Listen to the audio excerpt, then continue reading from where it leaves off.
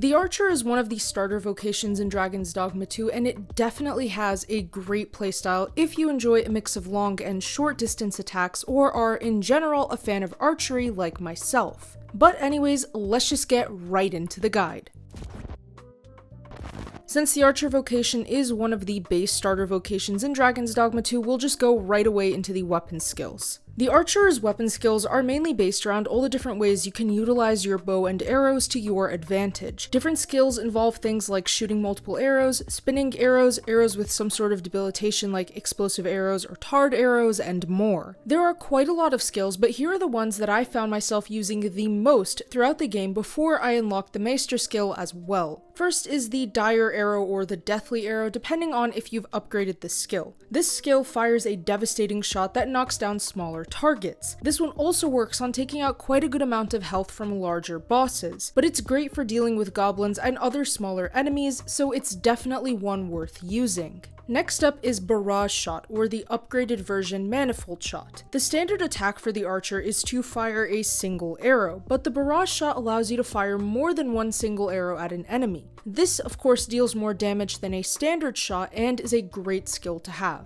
Exploding Shot is a great skill to use as well. This one can be upgraded to Erupting Shot, and basically this skill fires an explosive arrow that sticks to an enemy or a certain area on the terrain. After some time, it will explode, or if you hit that arrow with another arrow, it will explode then as well. This can knock bigger targets off balance and deal fire damage, which is great against things such as ogres and even smaller enemies like goblins. However, do note that you actually have to buy or craft the explosive arrows in order to use this skill. Whirling Arrow or Spiraling Arrow is another great skill as well, and this one shoots out a spinning arrow that, upon hitting the target, will deal more damage for a small period of time. It's great in succession against larger foes, and it can help you gain an advantage in any fight you're in because it's going to continue to deal passive damage for some period of time. Of course, you can really use any combination of skills, however, you can only have 4 equipped at a time, so choose the skills that you feel complement your gameplay style the best. These skills that I listed are just the ones that I found myself using the most and found that they were the most effective at dealing damage at multiple ranges and distances towards multiple types of enemies. Core skills are not limited to 4 like the weapon skills, so you should unlock all of these. The Archer has many core skills, and I'll list and briefly explain them now. The 2 basic core skills that you automatically get upon unlocking the Archer vocation are Loose and Front Kick. Loose is just a basic attack where you shoot out an arrow. If you're climbing on a larger enemy, you can use this as well. You'll just be directly stabbing your arrows into the enemy instead of releasing them from the bow. Front Kick is as described, it's a front kick. It also lets you kick off of enemies backwards. Steady Shot is a good skill if you're trying to take out flying targets or maybe a target that's just a bit far away. This skill lets you focus your shot so that you can properly aim instead of just aimlessly releasing it. The more you draw your shot out, the better your accuracy and distance. Leaping Punt delivers a powerful kick to enemies that can knock them off balance, then launch you backwards after connecting. Parting Shot fires an arrow while you're jumping back after performing a leaping punt or a mid-air front kick. Swift Knock lets you knock more arrows into your bow faster. Puncture Dart allows you to draw the bowstring to the maximum extent it can go, which allows arrows to pierce their targets with much more damage. Augments are not locked to a single vocation, so you can pretty much just pick augments from any other vocation to make your build for the Archer. You can also just simply use the Archer's augments, but you may find that combining augments across different vocations is more effective and can give you a much more rounded gameplay experience. So here are the augments that I found worked really well for the Archer.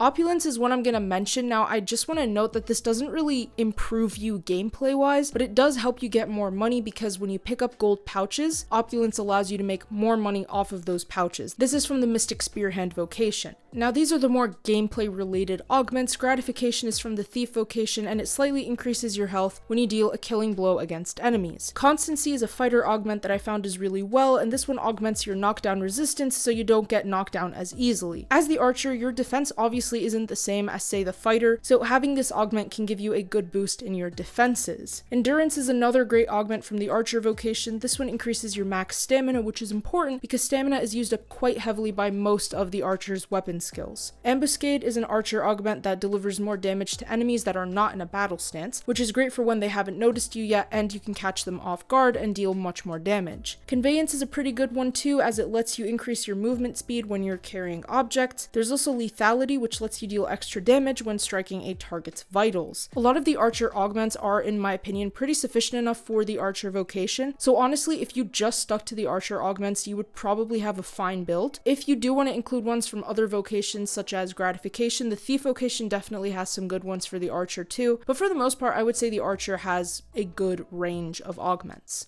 Getting the Maister skill for the archer isn't particularly too difficult. It's certainly not the hardest one in the game to obtain. Basically, you start this out by meeting Guildwyn in Vermund. He's going to request from you a human bow. You just pretty much give him any bow, so give him the cheapest one you have. Then he'll request that you show him how to shoot with the bow better, so you're going to meet up with him just north of Trevor Mine. After that, he's going to request you help him with his archer ceremony, and this is when you're going to go with him to Sacred Arbor, which is the elf place. There, you're going to get a quest to rescue his sister from an ogre. Now, here's the thing. When it comes to the elven place, which is the Sacred Arbor, you're gonna have to know how to speak elven, basically. So you're gonna need a pawn that speaks it. Now, you can hire a pawn that has elven language knowledge, or you can teach your pawn that skill. Basically, to teach your pawn the skill, you're gonna go to the innkeeper in Sacred Arbor, give her flowers on 2 separate days. She's just gonna give you that skill right away. You teach it to your pawn, and you're good. You don't need to worry about hiring a pawn that knows elven. Your pawn already knows it. Because if you don't know elven, like if your pawn can't translate elven, you're not gonna be able to read anything they're saying, so that's the downside of it.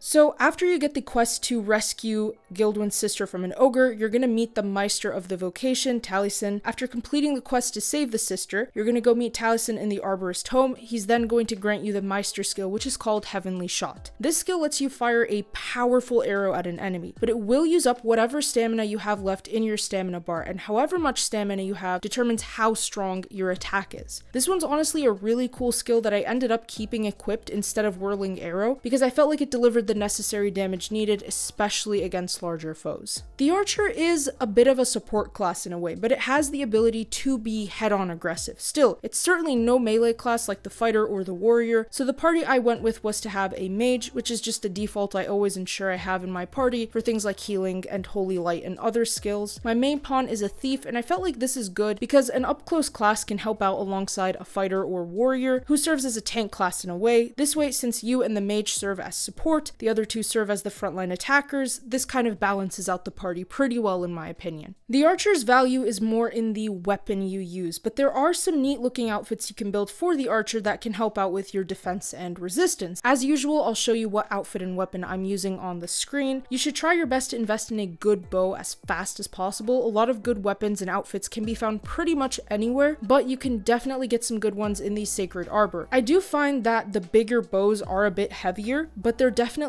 better in terms of dealing damage. So this may slow you down or use up your stamina a bit faster, but it's just more worth it. Because for instance, the bow I'm using takes just maybe 2 or 3 shots to take out an enemy like a simple goblin versus a weaker bow, which is definitely going to require more loose shots to take out a single enemy. And with that being said, thank you all for watching. If you enjoyed that video, feel free to leave a like and subscribe with notifications set to all so you never miss out on a single upload. Comment below what you think about the archer vocation as well as what build you're currently running. Don't forget to check out our website for gaming news, entertainment, and more. The link to that as well as all our other links are in the description below. Thanks again, and I'll see you all in the next one.